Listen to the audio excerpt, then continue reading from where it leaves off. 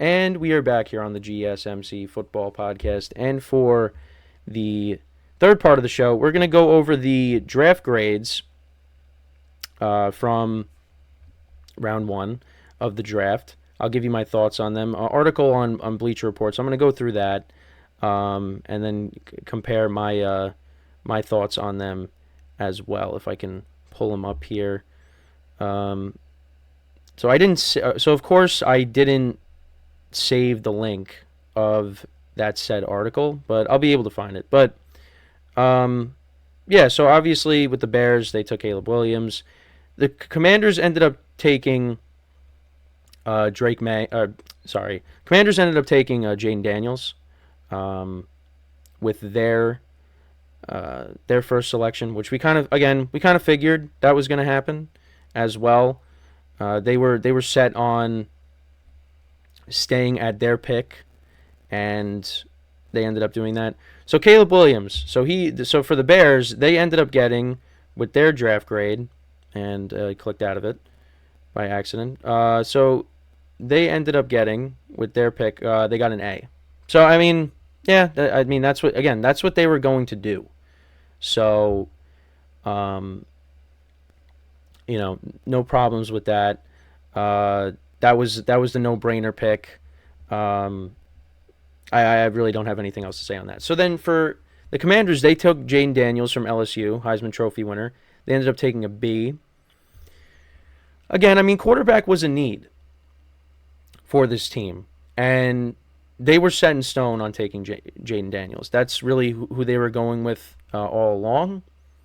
So that's what they decided to do, and he ended up going at number 2. Now, again, with the Patriots, there was some, they put something out there like, hey, we're open for business. We could maybe, if the deal is right, maybe, we could trade our pick. But that ended up not happening. They stayed at 3, and they took Drake May, who my friends really wanted. Again, I don't really know. I'm not an expert on all these quarterbacks, but that's who they really wanted was Drake May. But he ends up getting taken by the Patriots, and they gave them an A as well. That was the position of need. They really needed a quarterback. You got Jacoby Brissett there, I guess, is he going to be the starter? And then there's going to be one of those where you have Jacoby Brissett start and then Drake May comes in. We will see. But that's what the Patriots ended up doing. Cardinals, they stayed at 4, and they took, arguably the best wide receiver in the draft, although I know lately some people were saying Malik Neighbors. Regardless, the top 2 receivers, Marvin Harrison Jr. and Malik Neighbors. And, so Marvin Harrison Jr., he ended up being the first wide receiver taken off the board by the Cardinals. And, again, that was something I said. That's what they needed. You look at their receiving core, it's pretty weak. They needed to make a splash there, and that's what they ended up doing. They give Kyler Murray a much-needed weapon in this offense. Bleacher Report gave them an A+, and I'm in agreement with that as well. That was the right pick there. So then now with the Chargers, so it was kind of interesting with the Chargers because, again, I thought they could have been another team that could have traded down, or they were going to take a weapon, because my friends last night, they were freaking out because the Giants were one pick away from drafting, and the Chargers needed a wide receiver. So I think we thought that the Chargers were going to take a receiver, and that's not what they ended up doing. They ended up taking Joe Alt from Notre Dame. And Bleacher Report gave him an A. So again, offensive line, can't go wrong with that.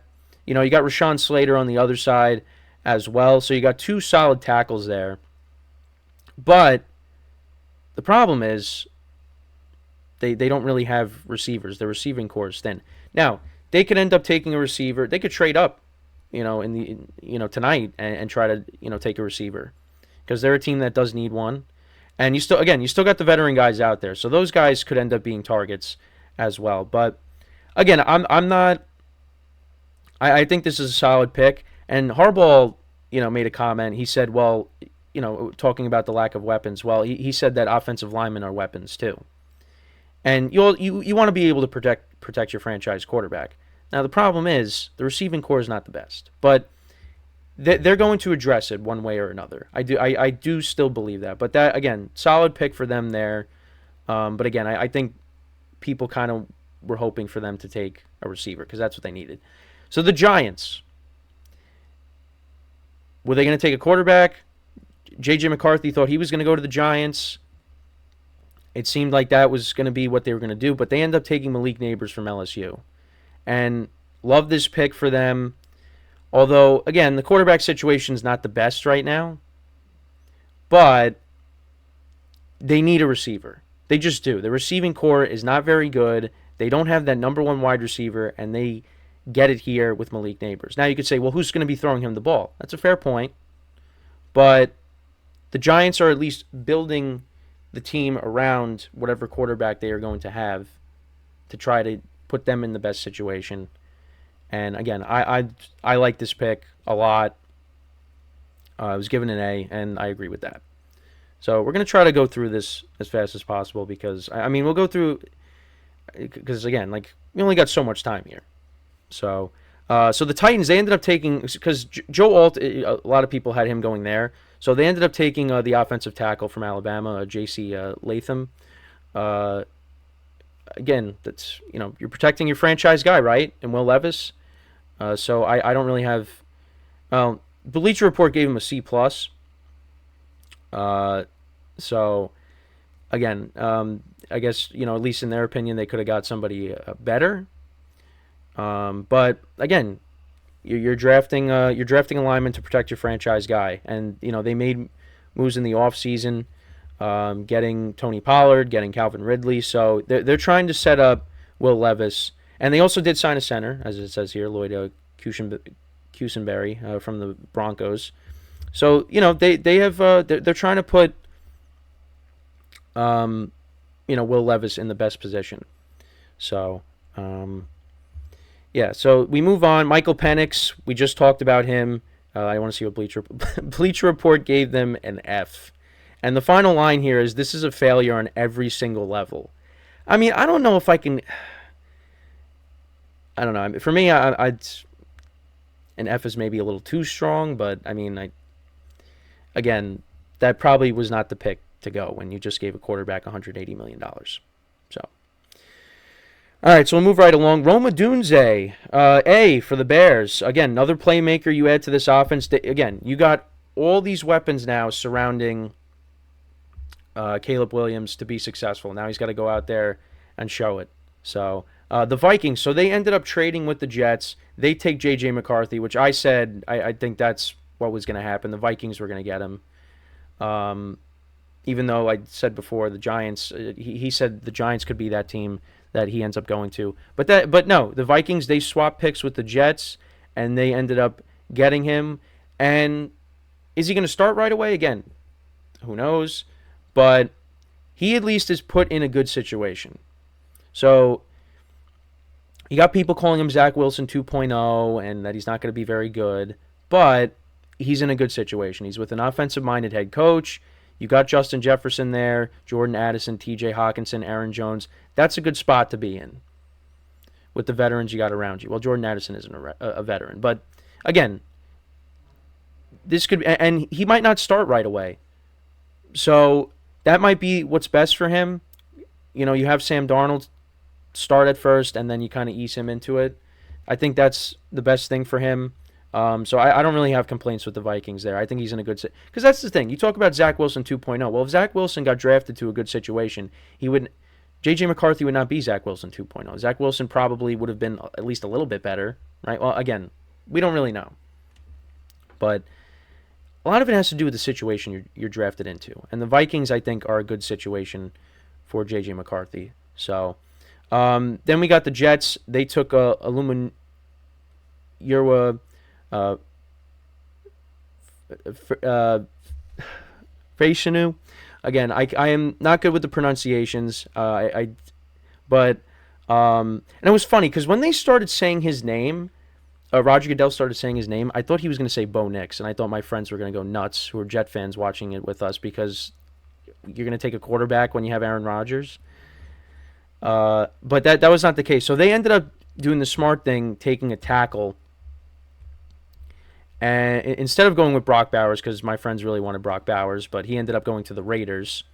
But yeah, solid pick. You got offensive linemen that are not that might not play the full season, so you're going to need some depth at that position. And again, you got an aging quarterback, so I think that was the right move there. Again, I'm not an expert on these offensive linemen. I don't know how good they are, but again, that's something that I think was smart with what the Jets did. Broncos ended up taking Bo Nix, and Bleacher Report gave them a D. I mean, again, you look at the quarterbacks that they have on the roster currently. Yeah, I don't. Those are not the answers. And we just talked about Zach Wilson, but he's there as well. But again, he's another guy that we'll see if he starts. Yeah, so the Broncos ended up getting a D. You had the Raiders taking Brock Bowers, which I thought was interesting. I felt like there was other positions that they probably could have went after instead of doing that, but yeah, they went ahead and did that. He could be a generational talent at that position, but I thought maybe they could have went a different route, but that's what they decided to do.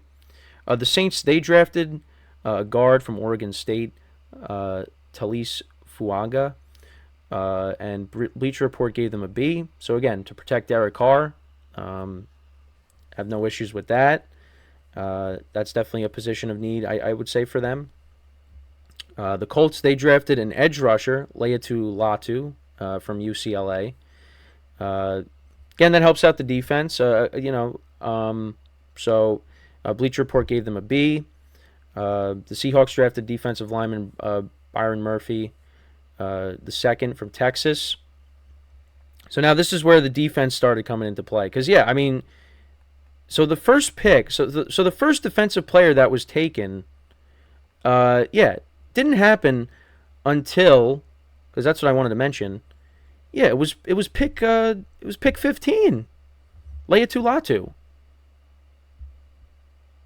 from UCLA. So that was interesting. But yeah, so we got through the Seahawks. The Vikings took Dallas Turner, like I said. They traded up with Jacksonville, so they get an edge rusher. So I thought that was a good pick for them. The Bengals, they drafted Amarius Mims, the offensive tackle from Georgia. Again, a guy to help protect Joe Burrow, is much needed. The Rams went with an edge rusher, which I think was a good pick, especially with Aaron Donald retiring, and Jared Verse from Florida State. Bleacher Report gave them an A. The Steelers drafted an offensive lineman, Troy Fautanu from Washington. Again, I apologize for the mispronunciation of these names, but I will get them right. Don't worry.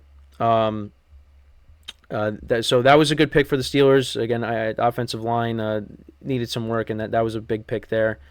Chop Robinson got drafted to the Dolphins, edge rusher from Penn State. They had to let go of guys on defense, so that was big for them. The Philadelphia Eagles drafted a cornerback, Quinyon Mitchell from Toledo. Eagles continue to revamp that defense. They've done a nice job. I thought this was a good pick for Jacksonville, drafting Brian Thomas Jr. From LSU. Again, with Calvin Ridley departing, they needed a replacement there, and they could get that in Brian Thomas. You add him with Christian Kirk, Zay Jones, and Gabe Davis, who they also added. So I thought that was a good spot for him. The Lions took Terrion Arnold, the cornerback from Alabama. So that was Bleacher Report gave them a B. That was a position of need. The secondary was a weakness for their team last year, so they went with him. And a couple of offensive linemen got taken. Jordan Morgan from Arizona from the Packers. Graham Barton from Duke. So the Buccaneers took him. The Cardinals, they took Darius Robinson, pick they got from Houston. They took Darius Robinson from Missouri, a defensive lineman. The Chiefs and the Bills, this was the big one. So the Chiefs traded with the Bills to get Xavier Worthy from Texas, which there was talk that could possibly happen, and it did end up happening. And the Bills, a team that needed a receiver, traded with the Chiefs and let the Chiefs take a receiver. The Cowboys took Tyron Smith's replacement, I guess, Tyler Guyton, offensive tackle from Oklahoma. So don't really have complaints there. The Ravens took Nate Wiggins, cornerback from Clemson. Bleacher Report gave him a D. So I guess because there's other corners that they maybe could have taken. The 49ers, this is the wide receiver they took that could maybe indicate that they could move off of Brandon Ayuk, and that is Ricky Pearsall from Florida.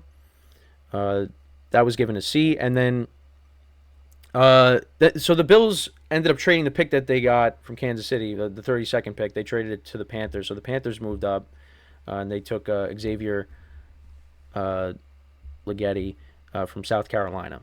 So they had another receiver to help out Bryce Young. So, yeah, that's all the picks from the first round, and that was a B, that pick. So, it was a wild first night, and we'll see what night 2 brings us. So when we come back from our final break of the show, let me know what you guys think again about the picks that were made. What picks did you like? What picks did you not like? Let me know in the comments. But when we come back from our final break of the show, we will talk about the Eagles giving A.J. Brown a contract extension, and that's how we will conclude the show for the week. So with that being said, stick around, and we'll be right back here on the GSMC Football Podcast.